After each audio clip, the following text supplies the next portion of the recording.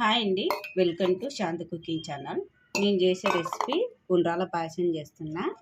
అంటే ఇది వినాయకునికి నైవేద్యంగా పెట్టడానికి చాలా బాగుంటుంది. టేస్ట్ కూడా సూపర్గా ఉంటుంది అనమాట.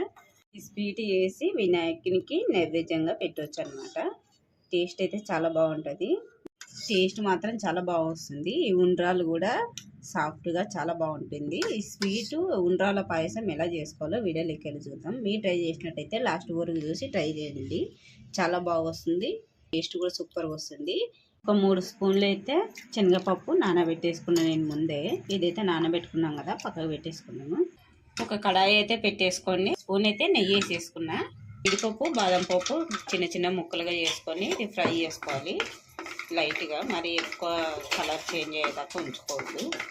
ఇదైతే జీడిపప్పు బాదం పప్పు ఫ్రై అయింది కదా, లైట్గా ఇలా ఫ్రై అయిన తర్వాత పక్క తీసేసుకోవాలి. నెయ్యితో పాటు తీసేసుకోవాలి. నేనైతే మరి అదే కడాయి పెట్టేసుకొని వాటర్ అయితే 1 కప్పు వాటర్ పోసేసుకుంటున్నా.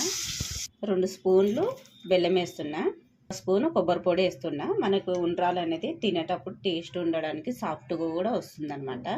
బెల్లం కూడా ఇప్పుడు ఎందుకు వేసినానంటే చప్పగా ఉండకుండా టేస్ట్ ఉండడానికని నేను బెల్లం వేసుకున్నా. కొంచెం చిటికడంతా సాల్ట్ వేసుకోండి. స్వీట్లో సాల్ట్ ఉంటే టేస్ట్ ఉంటుంది కదా, కొంచెం సాల్ట్ వేస్తున్నా. బెల్లం కరిగితే సరిపోతుంది, మనకి మరిగాల్సిన అవసరం ఏం లేదు. నేను బెల్లం కొంచెం ఉండలు వేసుకున్నా కదా. బెల్లం అయితే కరిగింది కదా, మనం బియ్యం పిండి 1 కప్పు వాటర్ పోసుకున్నాం కాబట్టి 1 కప్పు బియ్యం పిండి తీసుకొని కలిపేసుకోవాలి. మంట చిన్న పెట్టుకొని కలుపుకోవాలి, లేదంటే ఇది మొత్తము ఆడగంటేస్తుంది అనమాట. మొత్తం కలిసేలాగా కలుపుకోవాలి. వాటర్ అనేది ఎక్కువ ఉడికియాల్సిన అవసరం లేదు, ఒక బెల్లం కరిగితే సరిపోతుంది. బియ్యం పిండి వేసుకోవచ్చు అనమాట. నేనైతే తడి బియ్యం పిండే తీసుకున్నా. కావాలనుకుంటే మీరు పొడి బియ్యం పిండి వేసుకున్నట్టయితే 1.5 కప్పు వాటర్ వేసుకోండి, కరెక్ట్గా వస్తుంది. ఇప్పుడైతే స్టవ్ బంద్ చేసుకున్నాము. ఇలా కలిసేలాగా కలుపుకున్నాం కదా, ఇది మూత పెట్టేసుకొని ఒక 5 నిమిషాలు అలా చల్లారితే సరిపోతుంది. మనకు చల్లారినాక చేసుకుందాం, లేదంటే వేడి ఉంటే చేయడానికి ఉండ్రాలు చేయడానికి అనేది రాదు కదా. కొని ఒక 2 నిమిషాలు అలా వదిలేస్తా. ఇదైతే ఇలా చల్లారింది కదా, చల్లారిన తర్వాత అయితే నెయ్యి అప్లై చేసుకొని ఇది బాగా ఇలా కలిపేసుకోవాలన్నమాట. చపాతి ముద్దలా కలుపుకోవాలి.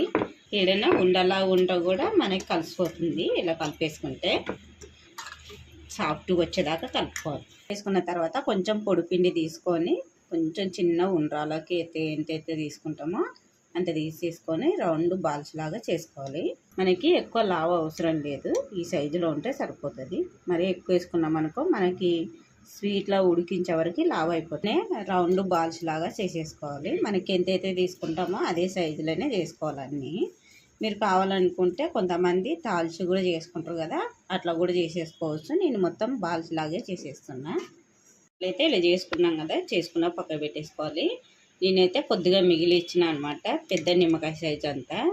ఇది ఎందుకు మిగిలిచ్చిన అంటే ఇది మనం పాయసం చేసుకునేటప్పుడు కొంచెం చిక్కగా ఉండడానికి ఇది తీసి పెట్టిన అనమాట. కొద్దిగా వాటర్ పోసేసుకొని ఇది పల్చగా కలిపేసుకోవాలి. తీసుకున్న పిండి అనేది ఇలా ఉండలు లేకుండా కలిపేసుకొని వాటర్ పోసుకొని కలుపుకొని పక్కకు పెట్టేసుకోవాలి.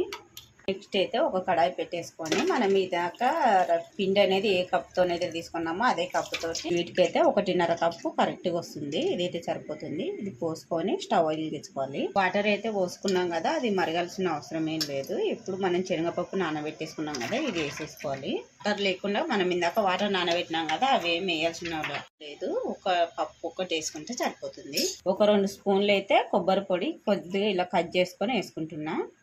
తీసుకొని బాగా కొంచెము ఉడకాలన్నమాట మనం వేసుకున్న పప్పు అనేది. శనగపప్పు అయితే ఇప్పుడు చూడాలి ఎంతవరకు ఉడికిందని, సగం వరకు ఉడకాలన్నమాట. ఇలా మెదిపితే ఇలా ముక్కలుగా అయితే ఉడికినట్టే.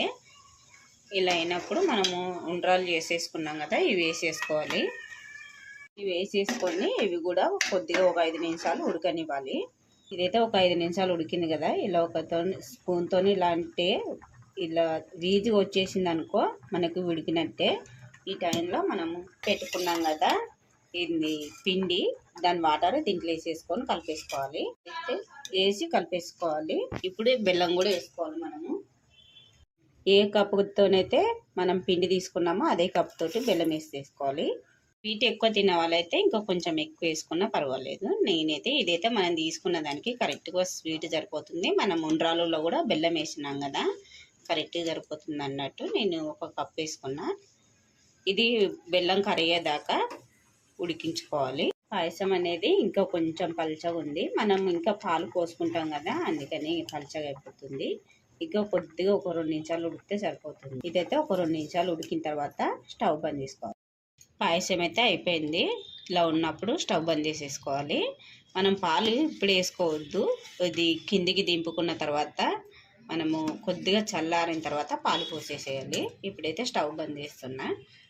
నేను ఇలాక్స్ పౌడరు కొబ్బరి వేసినా కదా, అది మిక్సీ పట్టినప్పుడే వేసేసిన. మీకు కావాలని లాస్ట్లో కూడా వేసుకోవచ్చు, నేను ముందే వేసినాను. ఉడుకుతుంది కదా, లాస్ట్లో బంద్ చేసే ముందు జీడిపప్పు బాదం పప్పు నెయ్యితో సహా వేసేసుకోవాలి. దీంట్లో వేసేసుకొని దింపేసుకోవడమే. మనం పాలు ఇప్పుడు వేసుకోవద్దన్నా కదా, ఎందుకంటే పాలు అనేది వేడిగా ఉన్నప్పుడు ఇది పాలు ఇరిగిపోతాయి. కొద్దిగా చల్లారిన తర్వాత గోరెచ్చగా ఉన్నప్పుడు పాలు పోసుకుంటే స్వీట్ అనేది ఇరిగిపోకుండా వస్తుంది మనకి. పాయసం చల్లారింది కదా, మనం అప్పుడు కొద్దిగా పలుచగా ఉన్నప్పుడు దింపేసుకుంటే ఇలా అయింది. ఇప్పుడైతే పాలు పోసేసుకుందాము. మనం తీసుకున్న స్వీట్ని బట్టి పాలు పోసేసుకోవాలి. నేనైతే 1.5 కప్పు పోస్తున్నా పాలైతే. నేను తీసుకున్న దానికైతే 1.5 కప్పు పాలు పోసుకున్నా. ఇవి పోసేసుకొని మొత్తం కలిపేసుకోవాలి. ఇదైతే పాలు పోసేసుకున్నాం కదా, మనము ఇది పోసుకున్న తర్వాత ఇప్పుడు వినాయకునికి నైవేద్యంగా పెట్టుకోవచ్చు. స్వీట్ అయితే చాలా బాగుంది, టేస్ట్ కూడా సూపర్గా వచ్చింది. స్వీట్ అయితే చూసిరు కదా, ఉండ్రాల పాయసం చాలా బాగుంది, టేస్ట్ కూడా సూపర్గా ఉంది అనమాట. ఈ ఉండ్రాలు కూడా సాఫ్ట్గా చాలా బాగా వచ్చింది. ఈ వీడియో అయితే చూసారు కదా, వీడియో చూసినట్టయితే లైక్ చేయండి, షేర్ చేయండి, సబ్స్క్రైబ్ చేయండి. ఎలా వచ్చిందో మీరు ట్రై చేసి కామెంట్లో తెలియచేయండి.